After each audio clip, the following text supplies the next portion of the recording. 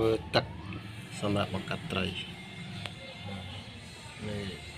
យើងធ្វើទឹកវាសម្រាប់បង្កាត់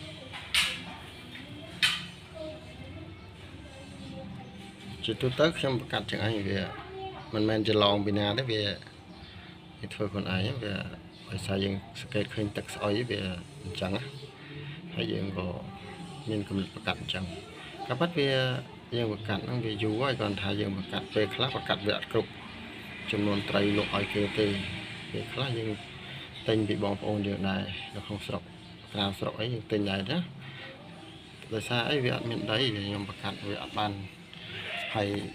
មេសក់វែងចេះរករឿងវាក៏អត់ចូលចិត្តត្រីអត់ចូលចិត្តមាន់ហើយយើងចេះតែស្រឡាញ់ចេះចាំទៅ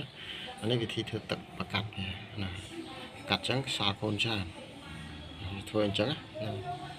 អត់បាច់លែកអីទៀតទេក៏កាត់ចឹងដកតាមមេចេញមកហើយទុកបានហ្នឹងណាយើងអត់បានដាក់កាត់នេះកន្លែងខ្ញុំដាក់ឡៃបូរីប៉ុនររឿងចង្អប់ហើយណាដាក់ក្នុងបូរីកាត់ឲ្យវា